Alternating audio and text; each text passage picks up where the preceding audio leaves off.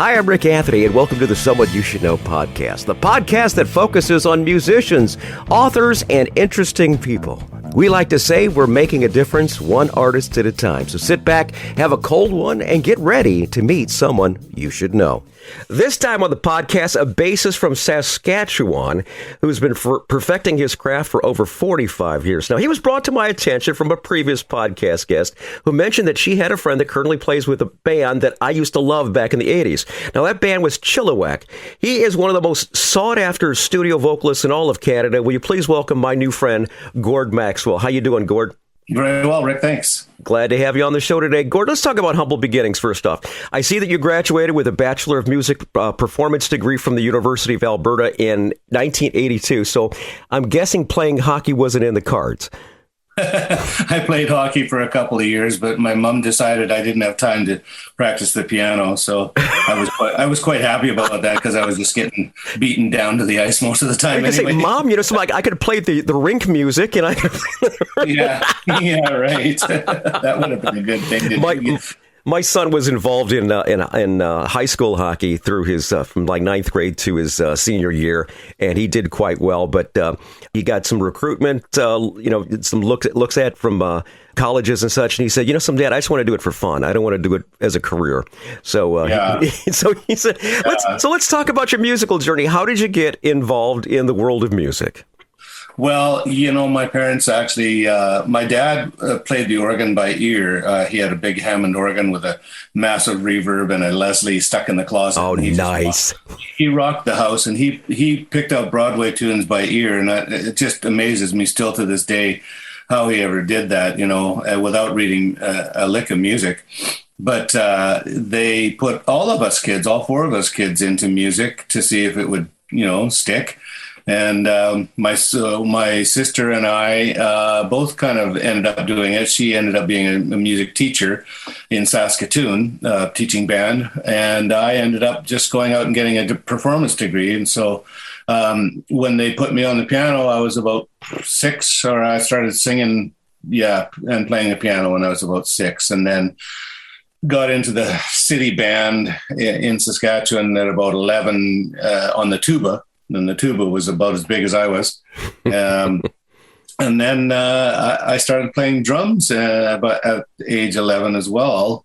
Got into my first band at 13, with a couple of guitar players. And from there, it just kind of kept going, And by the time I was in high school, I was kind of playing pretty regularly in a band that had pretty much all the weddings and whatever have yous in Prince Albert, Saskatchewan. So I was working every weekend and sometimes during the week at clubs.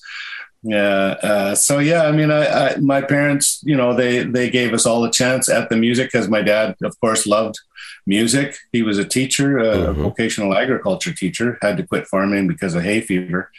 That's ironic. Yeah, I know, right? It got so bad that the doctor said, "No, you can't do this anymore."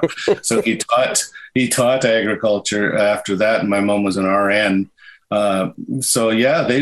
They spent so much money on my music, going to band camp at Fort Capel every year, and it was massively. By the time I got to college in 1978.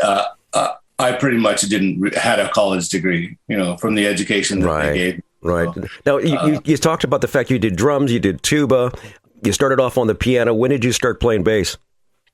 Well, that's a funny story because when I was in grade 8, my friends and I put together a band that didn't have a bass player. I was playing drums in it, and we played at my junior high school sock hop. And failed miserably, like just completely bombed. Everybody hated us, and it was my first gig, and it was devastating. And we were all sitting in the classroom afterwards with the class president and the principal and stuff, and they're saying, "Oh, you guys were awful," blah blah blah, and there's a guy sitting in the corner said, "You know what you guys need? You need a bass player." And I went, "Wow, you're right. every band has a bass player. What's wrong with this one? Absolutely. And so we knew a good drummer who had a rehearsal space in his basement, and his parents weren't home most of the time. So it was perfect. And so I just said, okay, well, I'm going to play bass then. And my mom was quite appalled because I just got a set of drums and now I wanted a bass. But that was the beginning of my bass playing, about 13 or 14 Quick question. What was the name of the band? Do you remember? Crystal Pyramid. Crystal Pyramid. I love asking those very early, stage conquerors and such like that. I just love those things. Now, in 1987, you moved to Vancouver to help the reincarnation of one of the most popular bands of the area, One Horse Blue, which I think you've got a funny thing to tell me about, or a very interesting thing to tell me about. What can you tell us about those days, and what's special about One Horse Blue this month? Right. Well, I got into the band because I started playing. One Horse Blue originated in Edmonton. So, of course, I got my degree at University of Alberta, and started playing in Edmonton after that for about 6 or 7 years. And while I was, getting into bands and playing in 1,000 bands, one band that I got into was a band with a drummer named Ron Vaugeois, and Ron and Mike Shillard were the original members of the original band in 1978, which my friends all had their album in high school, the original album that was put out from Alberta. And so Michael and Rocco both moved to Vancouver in 1986. And then Rocco phoned me up. I was still playing in Edmonton. And Rocco phoned me up and said, we're putting the band back together, and do you want to come out and play with the new version of One Horse Blue? And it was kind of just the only incentive I really needed, because I'd always wanted to move to Vancouver because of the recording scene and whatnot. So it was just kind of tapped out in Alberta. That's kind of what made me move. And we started out playing, and we made a record, got a manager, made a record.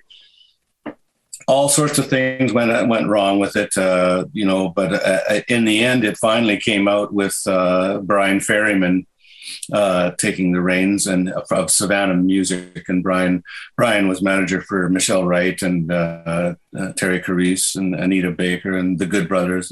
He was quite a successful independent label in Canada. So we got on with Brian, and Brian put the album out, and to our surprise, we had a good run during the early 90s of about 3 or 4 top 10 hits. One of them was number 1. I wrote one that went to number 3 for a couple of weeks, and we were all quite having a good time with it. And we went on the road 40 cities across Canada with Michelle Wright and John Barry, and that was a big thing for us to promote the album, and really got airplay moving, for that thing. So we had quite a few singles out of that. Very good. Very good. Matter of fact, we're going to feature one of the singles here in a second, but you've got something very special that happened to you just a couple weeks ago. Can you tell us about the BCC MA Association Hall of Fame?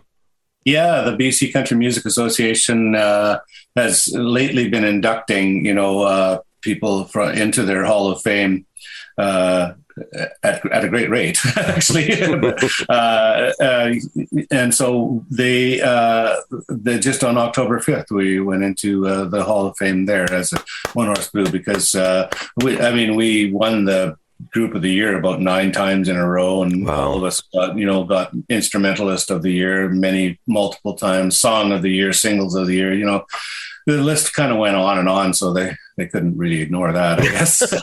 Well, that's a great honor. Congratulations. When you get a chance to talk to the rest of the band members, tell them, once again, congratulations from everyone here at the Someone You Should Know podcast. Let's feature one of the songs, Hopeless Love. Tell us about Hopeless Love. Hopeless Love. Well, I'd been writing a couple of songs here and there for the album for the band. I was always kind of a pop writer, but I got into writing country at that time. And Hopeless Love was written on on a lyric sent to me by a guy named Brian Fowler, who's no longer with us, but Brian was a good friend, and he would send me dozens of lyrics, a stack of them, at a time, and I would go through them and go, okay, yeah, and this one all of a sudden just like glowed and jumped out off the page, and it was written in about 20 minutes. Wow. I just heard the music go by as I read the lyrics, so. Yeah, great power to Brian, because he was a songwriter too, and the lyrics that he wrote just kind of fell into place many times. I've written many songs on Brian's lyrics. All right, very good. Let's feature that song right now. It's Gord Maxwell, One Horse Blue. The song is called "Hopeless Love" right now on the Someone You Should Know podcast. You could say anything to cushion the blow, and your words wouldn't reach me at all.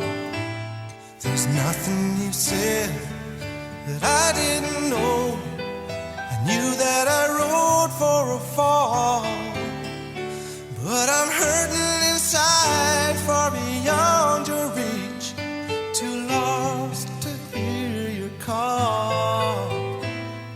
Still it was better knowing hopeless love than no kind of love at all. You said that she was never right for me, and I still would swear it's a lie. I was her clown, she dragged me down, just a fool for the gleam in her eye. I was lonely inside, and her love was the last light at the end of the hall. Still it was better knowing hopeless love than no kind of love at all. You did your part, you warned me well, keep my heart locked up in chains. Oh, but off I'd go. Did you think I didn't know? Given half the chance tomorrow, I'd do it all again. You can be so wise with your worldly advice, and it's all lost completely on me. I've heard it before, just too many times. So save it, go on, let me be. 'Cause I'm crying inside, and the emptiness there makes my heart and my soul seem so small. Still it was better knowing hopeless love than no kind of love at all. Still it was better knowing hopeless love than no kind of love at all. Than no kind of love at all.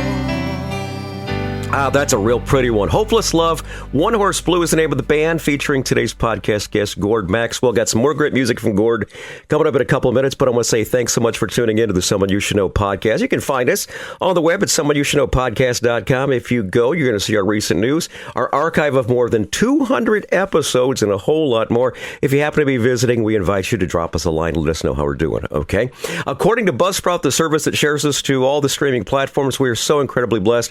We're heard in over 2,600 cities in 96 countries. I am dumbfounded. Thank you so very much. It means a lot to us. And we're going to salute a couple cities in Gord's home province of Saskatchewan. All right, you ready for this, Gord? Kipling, Saskatoon, Regina, Prince Albert, and where some great hockey players are from, Moose Jaw.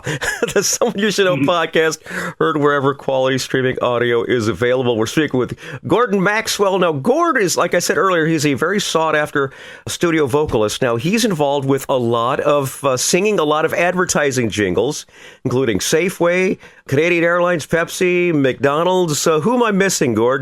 Did you do a voice? I did one for Superstore that was quite memorable. Okay, very good. How'd you get involved with this? How'd this add to your facet in your career? Well, I was a voice major at University of Alberta. Okay. I'm actually a voice opera major. So I actually still make most of my money singing background vocals and demos and all this kind of stuff in my own studio. How cool is that? So at that time when I was in university, I got hooked up with a guy named Gord Maxwell, another Gord, yeah. and he was a guitar player, and Gordy was a brilliant musician, and he was writing for a company called AdVision in Edmonton, just a small company doing jingles. And he knew that I was doing my degree there in voice opera, as well as playing in rock bands all night, every night kind of thing at university. I was making quite a bit of money playing music at night too. And so he invited me to come and sing a couple of spots for him and everything. And from there, it just grew into another big company headed by Daryl Gode in Edmonton. And I did, commercials. I did just about every car dealer in Alberta, and all that stuff. And they were all just kind of small time things, nothing major and nothing national. So then, of course, like I said, I was looking for an excuse to get to Vancouver because of the recording scene. And when One Horse Blue asked me to come out and play, I thought that was great. And so when I got to Vancouver, I kind of put my reel out. I had all these jingles that I'd sung for many years in Edmonton. And again, and sort of serendipitous thing was I went to an audition for a band called Body Electric, which used to be Straight Lines, and a very famous writing couple in Vancouver, Bob Buckley and David Sinclair.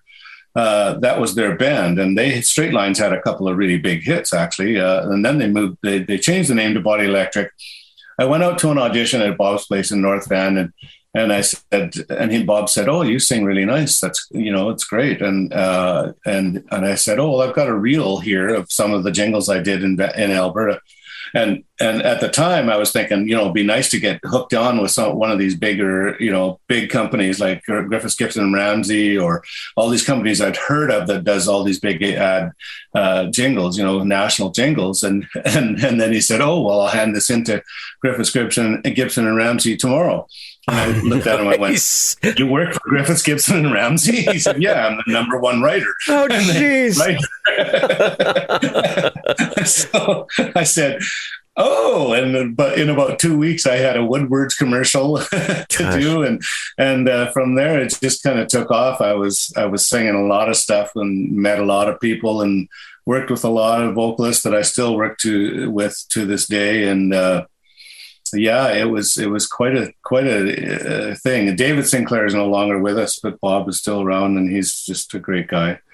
So you're Canada's answer to Barry Manilow when it came to writing commercials. Well, Barry was the writer too. So wow, he wrote all those great. Oh yeah. Boy, that might be a thing to do as far as if you have a little brief interlude or something like that with one of your sets or something like that. Just start singing a couple commercials. Yeah. It was a big heyday back in those days, late 80s and early 90s. The commercial, like the advertising business was making jingles and just pouring them out, and people, that is a big thing for it. And we were actually paid through ACTRA, with the royalties and everything. Okay. I was going to say, are you still getting residuals or what? Oh, no. Oh, it's just too long ago. None of that stuff is really played anymore at all. So it was a good time. Very cool. Now, you talked about Gordy Maxwell. Now, there's a couple of other Gords in your life here. You got a collaboration with a couple of other Gords with a band called the Gords. Who are the other Gords in the Gords? Well, when I played with Ian Tyson for 20 years. As his bass player and sort of tour manager, right-hand man kind of thing. And for the first 10 years, the Gord Matthews, who is also from Edmonton,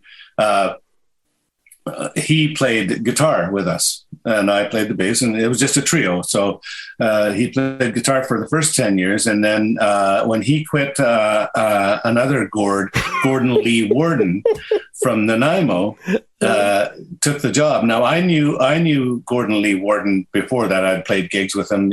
Talented dude. He just plays everything, like absolutely everything.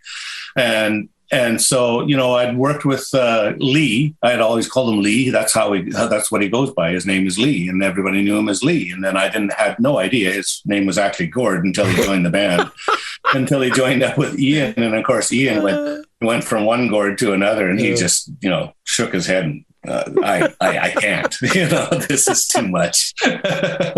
So anyway, So then when Gordon Lee Warden joined the band, he kept bugging me and says, we got to get Matthews. We got to get the three of us together and make a band called the Gords. It'd be so great. It'd be so great. Gosh. Lee's got all this energy, and I love the guy. And I finally said, okay. I'll phone up Matthews. I'll ask him what he wants, how he feels about it. And to my surprise, he said, oh yeah, sounds like fun.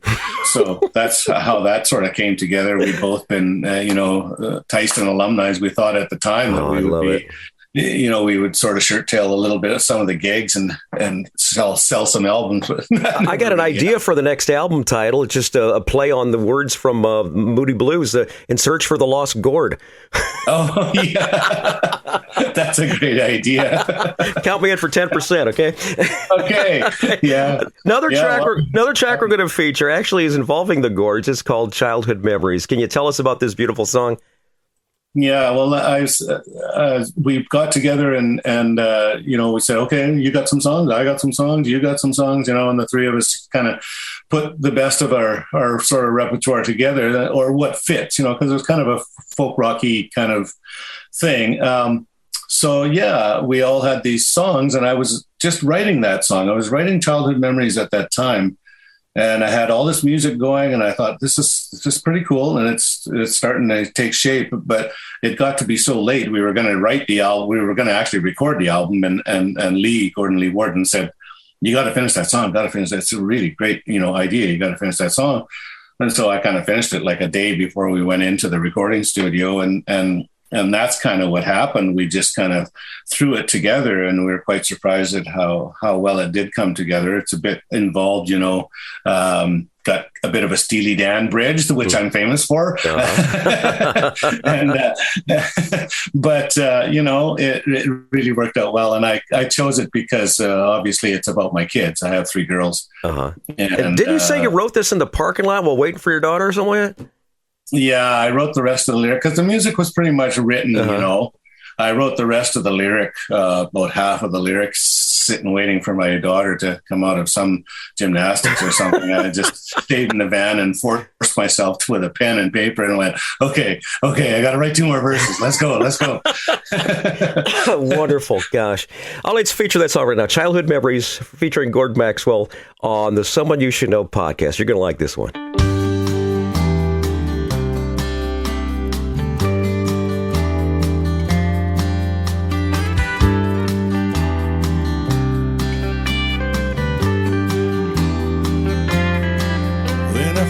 Looked into those eyes, took me totally by surprise. Right there, that stare read everything in my mind. Just a few hours old, another story not yet told. But I could see she was already writing hers in bold.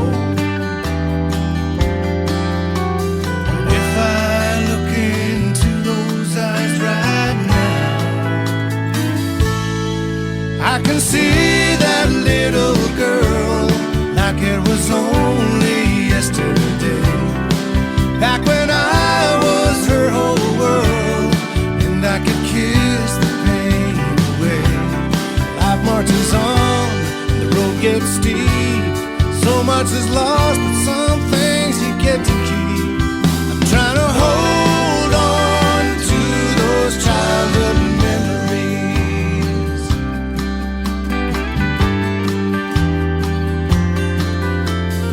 Building lemonade stands, that first trip to Disneyland. Christmas time, nursery rhymes, 10 dirty snails in your hands. Putting on a puppet show, making angels in the fresh snow. Fashion trends, boyfriends, where did my little girl go? Oh, if I look into those eyes right now, I can see that little girl like it was only yesterday. Back when I was her whole world, and I could kiss the pain away. But life marches on, the road gets steep. So much is lost, but some things you get to keep. I'm gonna hold on to those childhood memories.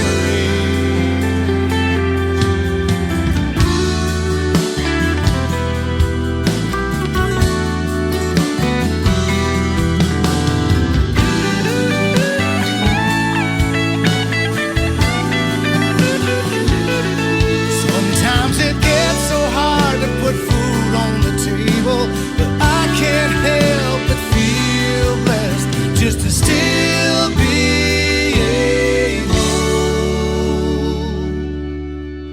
to look into those eyes and see that little girl. I guess it comes as no surprise. She's ready to take on the whole world. But life goes on, don't get in too deep. Don't lose sight of all that you need to keep. Try to hold on. I can see that little girl like it was only yesterday. Back when I was her whole world, and I could kiss the pain away. But life marches on, the road gets steep. So much is lost, but some things I get to keep. I'm gonna hold on to those childhood memories. Keep on holding on to those childhood memories. Childhood Memories, great song right there featuring Gord Maxwell. He's our guest this time on the Someone You Should Know podcast. Now, another thing that Gord is involved with was something that I alluded to at the open.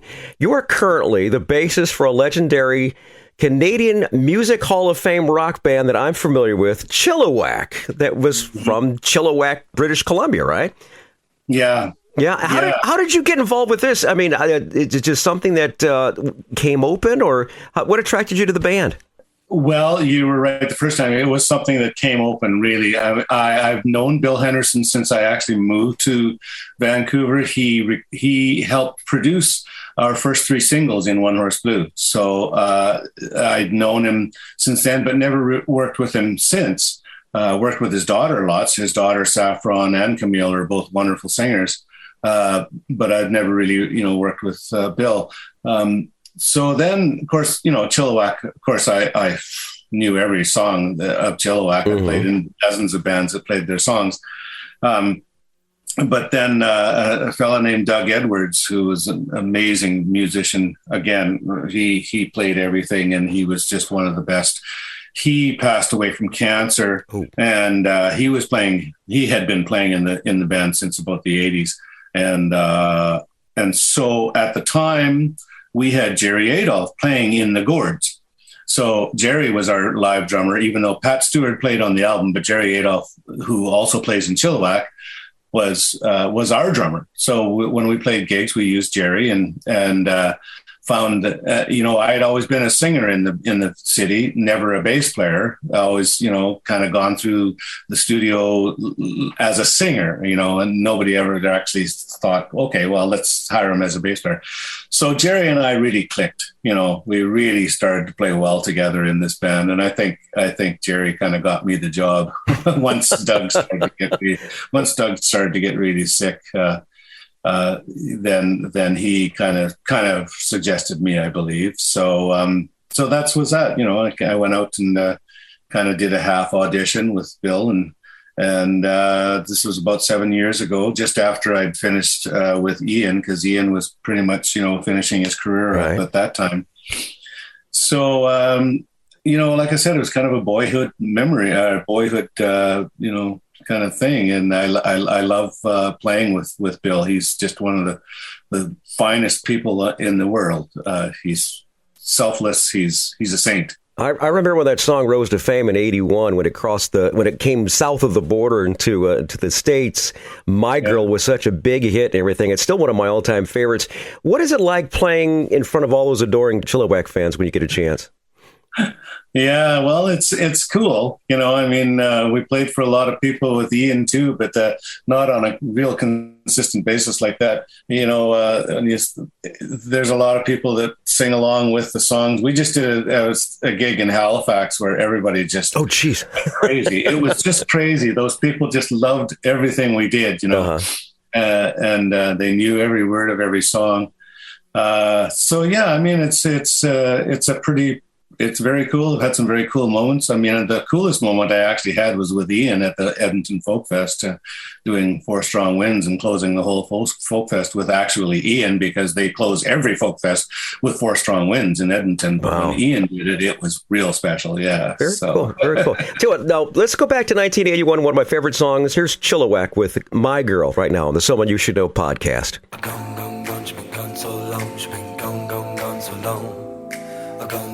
She's been gone so long, she's been gone so long. A gone, she's been gone so long, she's been gone so long. A gone, she's been gone so long, gone so long. Ever since she left me, I sure feel all alone. A little misunderstanding, I can't get her on the telephone. Hanging out down the main street, living in a different world. Standing around with the gang on the corner, talking about my girl.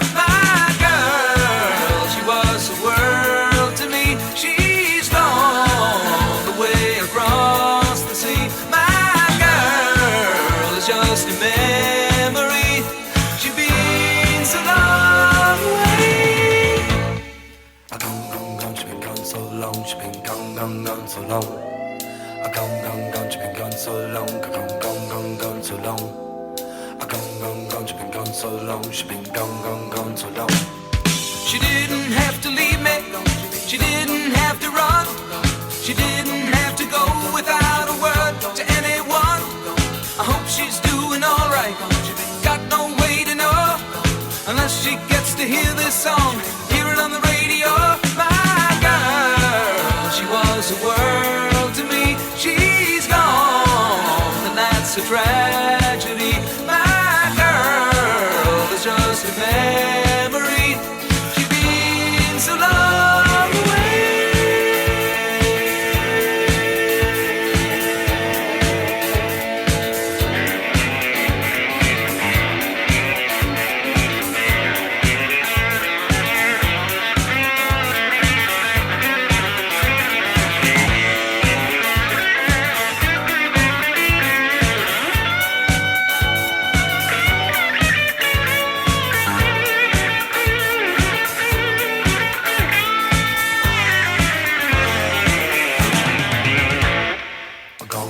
She's been gone so long, she's been gone so long. A gone, she's been gone so long, she's been gone so long. A gone, she's been gone so long. Gone, she's been gone so long. Gone, she's been gone so long. Well, I wonder if I ever gonna see my girl. Gone, she's been gone so long. Wonder if I ever gonna see my girl. I hope she gets the message. Gotta get her back, you know. Gonna track her down, I'll find that girl. Gonna tell her that I love her so. Got the word on the grapevine, spread it all around the world. Sooner or later I know we're gonna get her. Talking about my girl.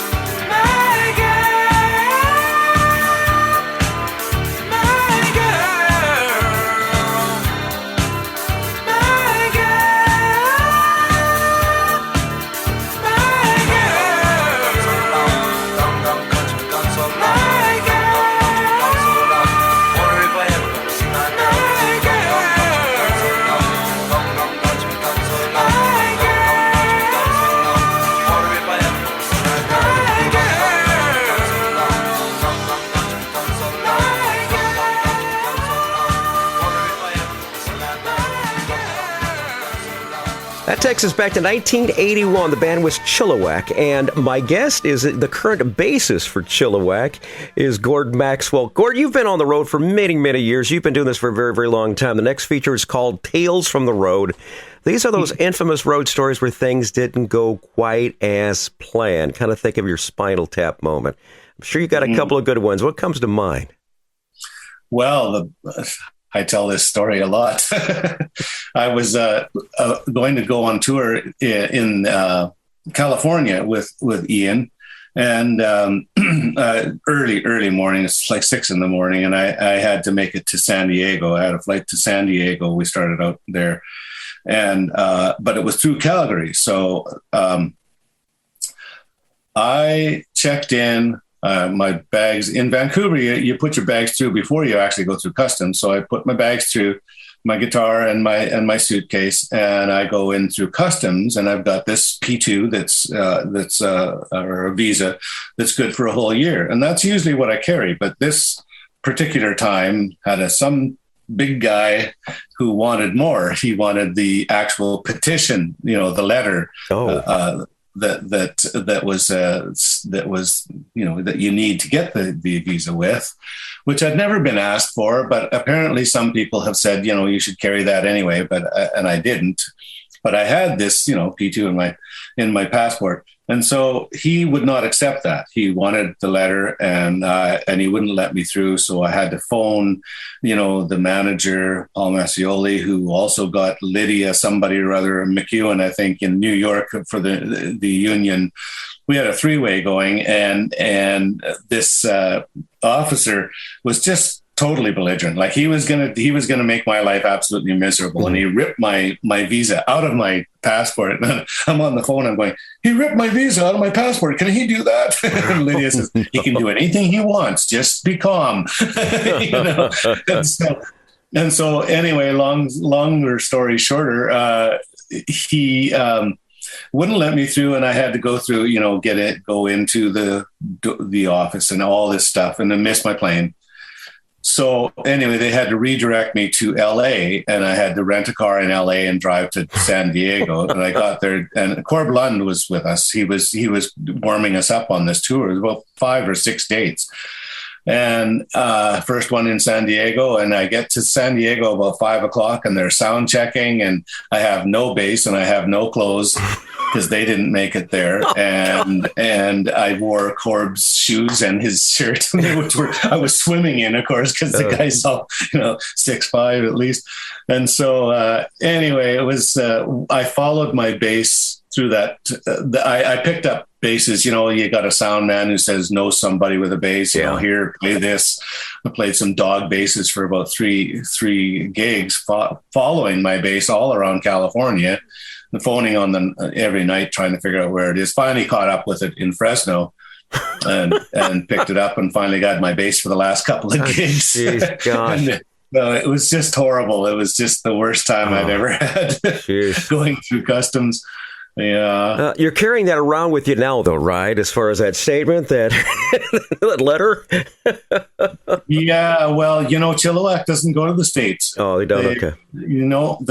It's just costs too much money. It's too much of a hassle. With Ian, half of his dates were actually in the States. So it was worthwhile to get a year-long, visa. Right.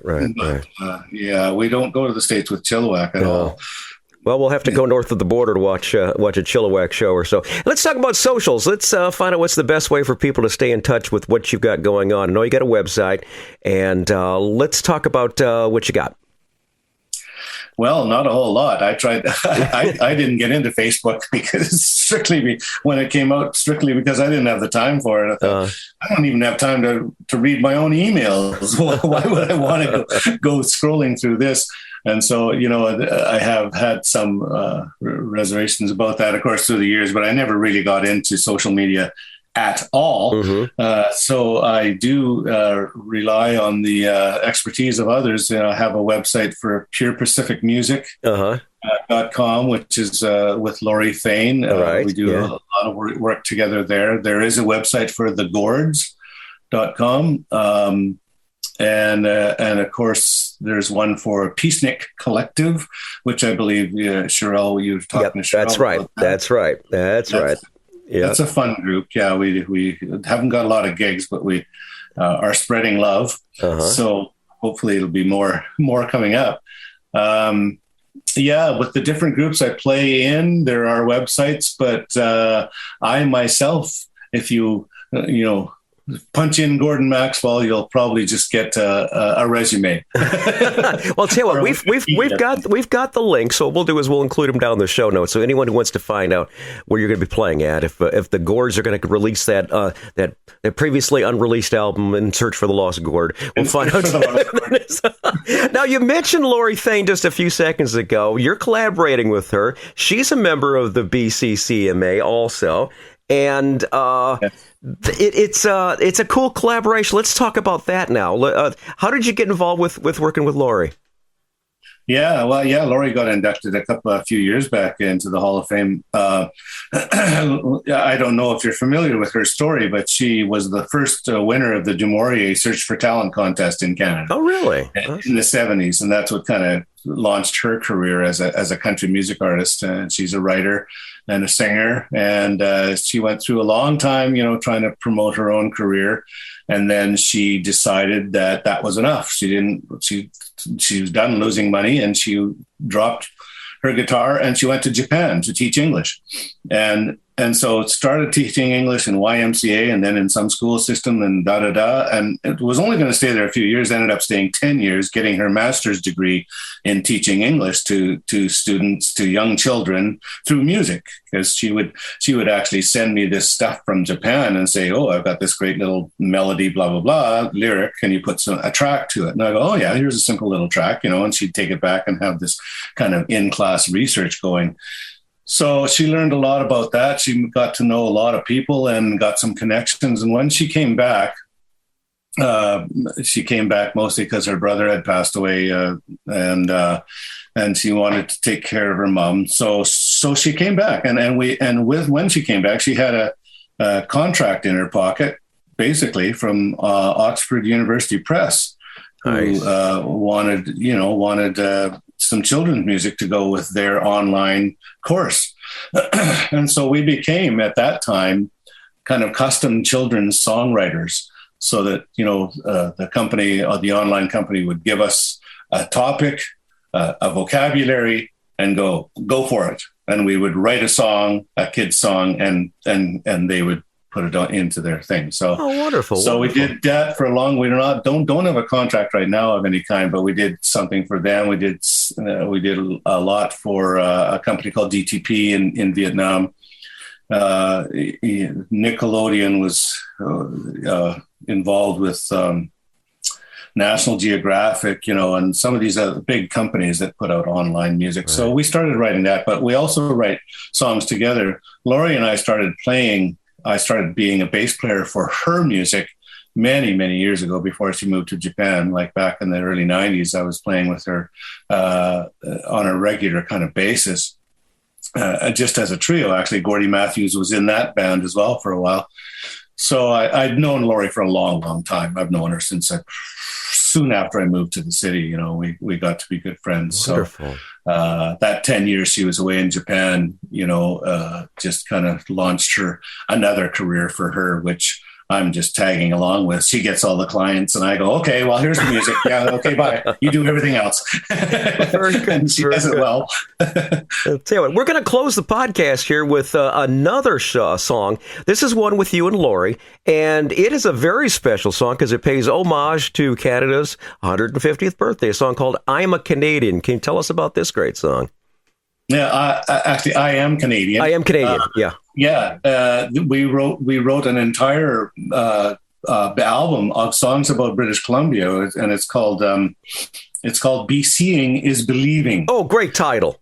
Great title. Yeah. Well, she's great at all that stuff. So yeah, you can look that up too. And if you'd like to purchase the album, it's a beautiful album of all songs about BC and its wonderful places to visit and things to do and stuff like that. So it ended up being kind of a tourist kind of thing. And and before that, we had written this song called I Am Canadian that was derived from a children's song we wrote a children's song for somebody called I Am American, I believe, is how it started out. But it was all about people, kids in different lands and different parts of the world. So, in the next verse, it would be I am Ukrainian or whatever. I can't remember what it was, but we went through some nationalities. So then we thought, well, this is a cute song. We should really kind of make it bigger and make it into a real song about Canadians. And that's just kind of where it came from. It came from a simple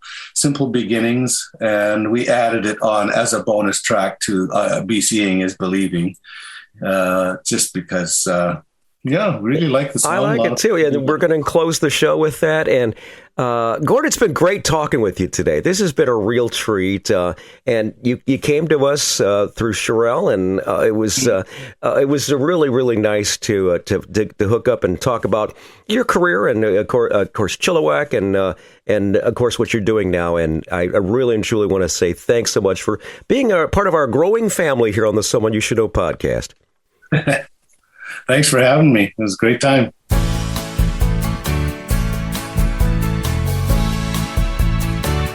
I am Canadian. I was born that way. Raised right here in this house where my family lives today. My grandparents loved this great land, built their dreams with their own hands. And they fought so that we could be strong and free. I am Canadian. I am Canadian. It didn't start that way.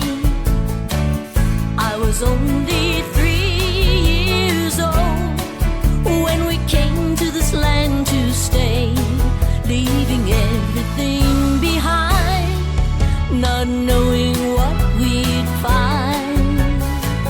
I'm so thankful today I can stand here and say I am Canadian. We come from different places. We all have different names. We all have different faces, but we are all the same. We are Canadian, daughters and sons. We are joined at the heart with a spirit that makes us one. From sea to sea to sea, we live in harmony. Together we will stand and protect this land. We are Canadian.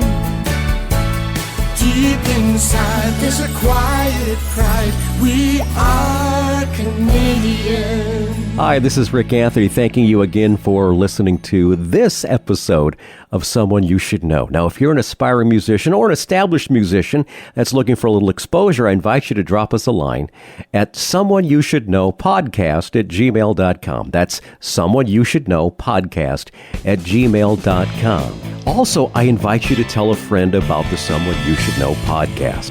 I thank you for tuning in this time, and I invite you to check us out next time on the Someone You Should Know podcast, because you never know who's going to show up. Until next time, remember, God loves you, and so do I.